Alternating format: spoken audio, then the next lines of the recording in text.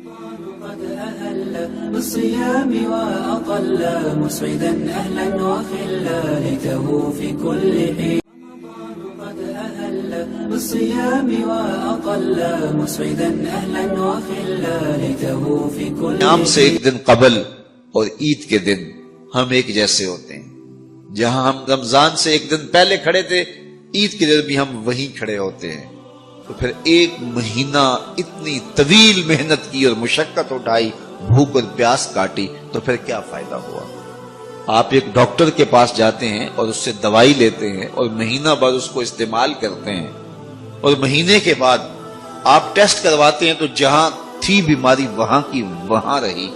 تو پھر دو باتیں ہیں، یا تو ڈاکٹر نے دوا ٹھیک نہیں دی، یا پھر آپ نے دوائی کے ساتھ پرہیز نہیں کیا اور جہاں تھے وہیں کے وہیں کھڑے رہ گئے. تو ڈاکٹر کے پاس دوبارہ جائیں گے تو وہ کہے گا جناب اس بیماری سے نجات تو ایک مہینے کے کورس سے ہو جاتا تھا، تو آپ کو آرام کیوں نہیں آیا؟ آپ نے پرہیز نہیں کیا. تو آپ اس کو کہیں کہ جناب ہم دوبارہ مجھے ایک کورس اور کروا دیں، لیکن پرہیز میں نے پھر بھی نہیں کرنا. تو ڈاکٹر کہے گا کہ نہیں جناب چھٹی کرو. اگر دوائی لینی ہے تو اس کے ساتھ جو احتیاطی تدابیر میں بتاؤں گا ان کو اختیار کرنا ہوگا. لیکن اگر کوئی شخص پھر دوسرا مہینہ کھاتا ہے اور احتیاطی تدابیر اختیار نہیں کرتا اور پھر ڈاکٹر کے پاس جا کہتا جناب آرام نہیں آیا، تو ڈاکٹر پھر اس کو کہے چلو دوبارہ لے لو، تو وہ تیسرے مہینے بھی کھائے، چوتھے مہینے بھی کھائے، ساری زندگی بھی کھاتا رہے، احتیاطی تدابیر نہیں کرے گا تو جہاں صحت تھی وہیں کی وہیں رہے گی. ماہ سیام آیا، پورا مہینہ دوائی لی، اور عید کے دن جب ٹیسٹ کروایا تو جہاں تھے وہیں کھڑے تھے. یا تو پھر دوائی ٹھیک نہیں ہے، میرے رب کی دوائی کس طرح ٹھیک نہیں ہو سکتی؟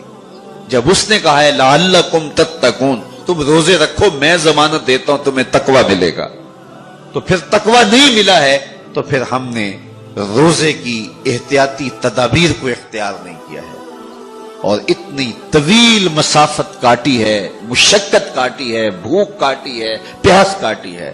لیکن اگلے سال ہم پھر آئے تو ہم پھر اسی طرح وہ مشقت کاٹنے لگے اور احتیاطی تدابیر ہم نے پھر اختیار نہیں کی.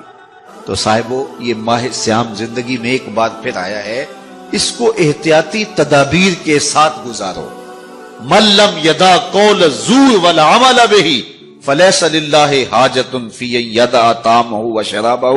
کہا جو جھوٹ اور جھوٹے امور اور کام نہیں چھوڑتا اس کے بھوکا اور پیاسا رہنے کی کوئی ضرورت رب کو نہیں ہے. وہ روزے کے ذریعے سے تمہاری تہذیب نفس کرنا چاہتا ہے، تمہارے من کو سنوارنا چاہتا ہے، تمہارے اندر کی غلاظتیں دور کرنا چاہتا ہے، لیکن تم اس کو احتیاطی تدابیر کے ساتھ لینے کے لیے آمادہ نہیں ہو. تو کاٹتے رہو، ہر سال مشقت کاٹتے رہو. 40 سال 45 سال 50 سال ہو گئے روزے رکھتے. ہر سال یہ ہوتا ہے کہ 29 شعبان کو جہاں کھڑے ہوتے ہیں 1 شوال کو بھی وہی کھڑے ہوتے ہیں. تو پھر کیا فائدہ اتنی مشقت اٹھانے کا؟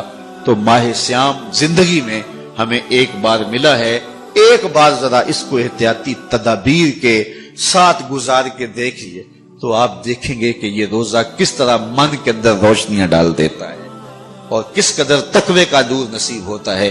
تو زندگی میں اس ماہ نور، ماہ سیام رمضان المبارک کو پوری احتیاط کے ساتھ، پورے حزم کے ساتھ اور جو بتائے گئے اصول و ضوابط ہے ان کے ساتھ گزاریے.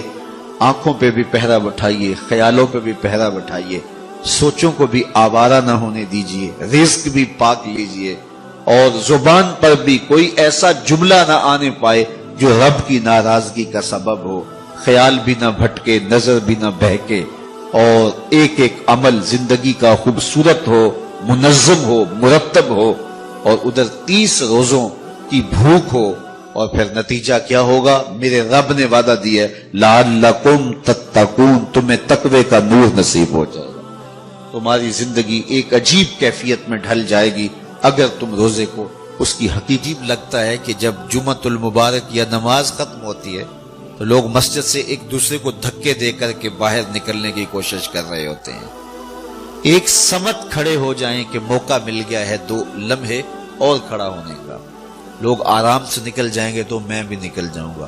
جلدی جلدی مسجد سے نکلنے کے لیے جو بے چینی ہے یہ ایک مومن کی زندگی نہیں ہے.